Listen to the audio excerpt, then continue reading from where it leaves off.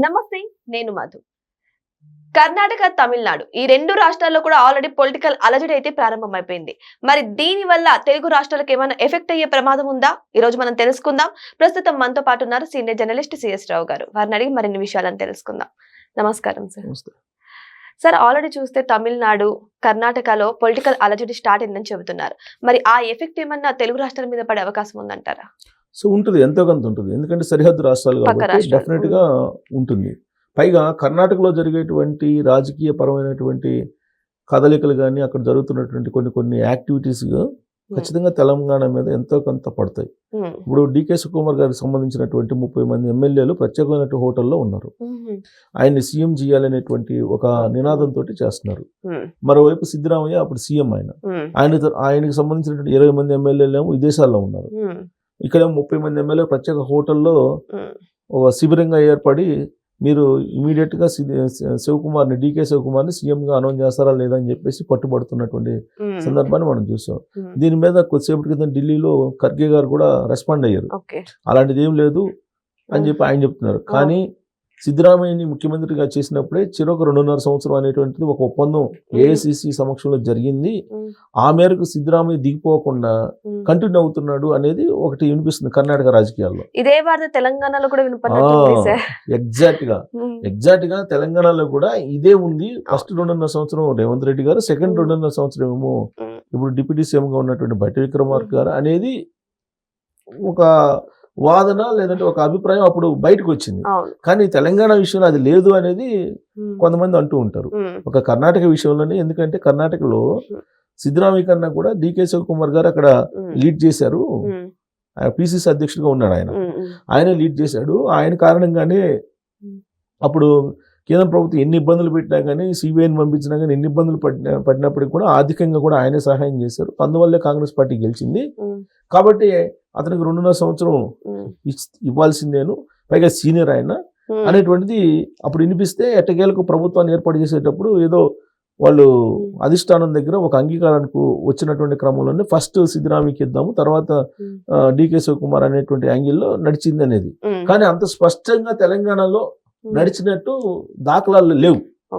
కానీ ఆ విధంగా ఉంది అనేది కొంతమంది కాంగ్రెస్ పార్టీలో ఉండేటువంటి వాళ్ళు అప్పట్లో కొన్ని లీకులు ఇచ్చారు, కొంత ప్రైవేట్ సంభాషణలో మాట్లాడుకున్నారు. సో ఇప్పుడు అక్కడ రాజకీయ పరమైనటువంటి మార్పు జరిగితే ఇక్కడ మళ్ళీ మొదలవుతుంది. ఎందుకంటే ఆల్రెడీ ఇప్పటికే గందరగోళమైనటువంటి పరిస్థితి తెలంగాణలో ఉంది.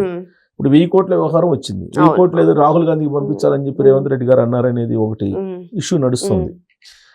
అలాగే రేవంత్ రెడ్డి గారు దిగిపోతారు అనేది కూడా బీఆర్ఎస్ పార్టీ వాళ్ళు పెద్ద ఎత్తున ప్రచారం చేస్తున్నారు. ఎందుకు దిగిపోతారు? దిగిపోయే అవకాశం ఉండేదే. ఒకవేళ మున్సిపాలిటీల్లో కానీ లేదా పంచాయతీల్లో కానీ కాంగ్రెస్ పార్టీ కనుక ఆశించినటువంటి స్థాయిలో ఫలితాలు సాధించలేకపోతే ఉండేది. కానీ ఇవాళ సక్సెస్ఫుల్ గా రేవంత్ రెడ్డి గారు పరిపాలన చేస్తున్నారు. అలాగే లోకల్ బాడీ ఎలక్షన్స్ ఫేస్ చేస్తున్నారు. అలాంటప్పుడు మార్చాల్సిన అవసరం లేదు. ప్లస్ ఆల్టర్నేటివ్ గా ఇప్పుడు డికే శివకుమార్ లాగా ఇక్కడ పవర్ఫుల్ లీడర్ కనిపించట్లా. ఇన్ కేసు మారిస్తే కాంగ్రెస్ పార్టీ అసలు ప్రభుత్వం ఉంటుందా ఉండదా అనేటువంటి ఒక సందేహం ఇక్కడ ఉంటుంది. కానీ అక్కడ పరిస్థితి అలా లేదు. అందువల్ల డికే శివకుమార్ గారికి ఇవ్వడానికి ఛాన్సెస్ ఉంటాయి. కానీ అక్కడ కూడా డిస్టర్బెన్స్ ఉంటుంది. ఎందుకంటే ఇప్పుడు బీజేపీ వాళ్ళు రెడీగా ఉన్నారు.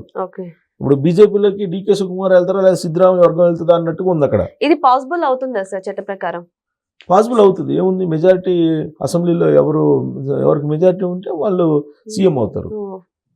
సో రేపు కర్ణాటకలో డికే శివకుమార్ సీఎం ఇస్తారంటే సిద్ధరామయ్యకి సంబంధించిన అనుచరులు ఇప్పుడు విదేశాల్లో ఉన్నారు. 20 మంది విదేశాలకు ఎందుకు వెళ్ళినట్టు ఎమ్మెల్యేలు ఒకేసారి అట్నుంచి అటు బీజేపీ సపోర్ట్ చేశారు అనుకోండి. ఈయన డికే శివకుమార్ ముఖ్యమంత్రి రావటం అనేది కలగా మిగిలిపోయే అవకాశం ఉంది. లేదు, సిద్ధరామయ్య కంటిన్యూ చేశారు అనుకోండి, డికే శివకుమార్ ఆల్రెడీ బీజేపీలతో టచ్ లో ఉన్నారని చెప్పేసి వస్తుంది న్యూస్. సో ఇటు నుంచి ఇటు వీళ్ళు వెళ్ళిపోయే అవకాశం ఉంది. ఓవరాల్ గా ఏంటంటే కాంగ్రెస్ పార్టీ పతనం అక్కడ అయ్యేటువంటి ఛాన్సెస్ కనపడుతున్నాయి. సేమ్ అలాంటి సిచ్యువేషన్ ఇక్కడ ఉందా అంటే ఇక్కడ లేదు. ఎందుకంటే ఆల్టర్నేటివ్ గా ఇప్పుడు ఇక్కడ ఉండేటువంటి వాళ్ళలో ఒక 20 మంది 30 మంది ఎమ్మెల్యేలు తీసుకెళ్లి ప్రత్యేక శిబిరం పెట్టేటువంటి పవర్ఫుల్ లీడర్ ఎవరున్నారు? ఎవరు లేరు. కాబట్టి అది సాధ్యం కాదు. కాకపోతే అక్కడ ప్రభావం చేంజ్ అయితే కనుక పొలిటికల్ గా డిస్టర్బెన్స్ అయితే ఖచ్చితంగా దాని మీద ఇక్కడ కొంచెం ప్రచారం చేసుకోవడానికి ప్రత్యర్థులకు పనికి వస్తుంది. ఇప్పుడు అలాగే తమిళనాడులో ఎలక్షన్ రాబోతున్నాయి. రేపు ఏప్రిల్లో నోటిఫికేషన్ ఇవ్వబోతున్నారు. ఏప్రిల్ ఎలక్షన్ ఉండే అవకాశం ఉంది అంటున్నారు. సో తమిళనాడు ఎలక్షన్ లో అక్కడ మన పక్క రాష్ట్రం, అక్కడ స్టాలిన్ సీఎం ఉన్నారు. ఇప్పుడు అక్కడ అన్నాడీఎంకే బీజేపీ అలయన్స్, ఇప్పుడు టీవీకే విజయ్ ఉన్నాడు, కొత్త పార్టీ అది వచ్చింది. గందరగోళమైన పరిస్థితుల్లో ఉంది అక్కడ పాలిటిక్స్.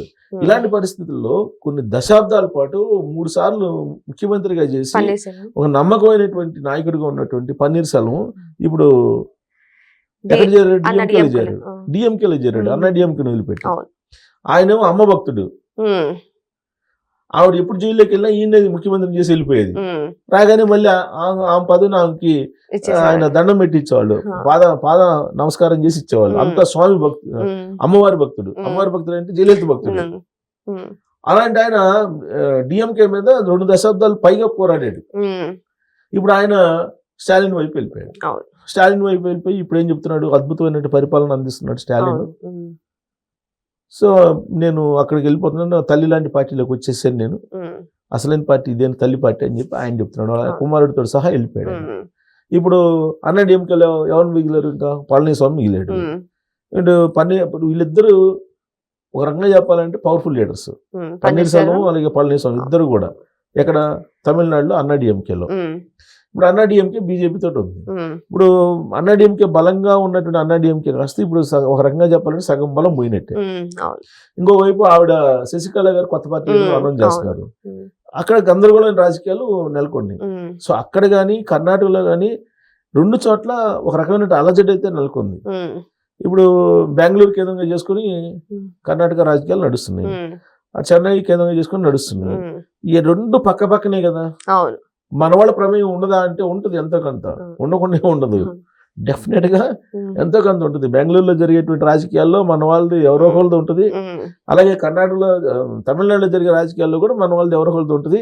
బీజేపీ వాళ్ళు గుంటకాడ నక్కలాగా కాచుకొని ఉంటారు దెబ్బ కొట్టడానికి. డెఫినెట్ గా ఏ రాజకీయ పార్టీ అంటే బీజేపీ వాళ్ళని కదా. ఎవరైనా ఆ మాట ఎందుకు వాడుతున్నానంటే ఎవరైనా సరే గుంటకాడ నక్కలాగానే ఉంటారు. అధికారంలో ఉన్నటువంటి పార్టీ దిగిపోతే మనం ఎక్కుదాం సీట్ అనేది ఎవరైనా ఆశిస్తూ ఉంటారు.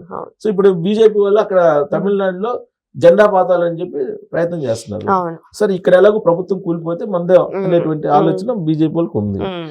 సౌత్ మీద, దక్షిణ భారతదేశం మీద పైచేయి సాధించాలనేది బీజేపీ లక్ష్యం అండి.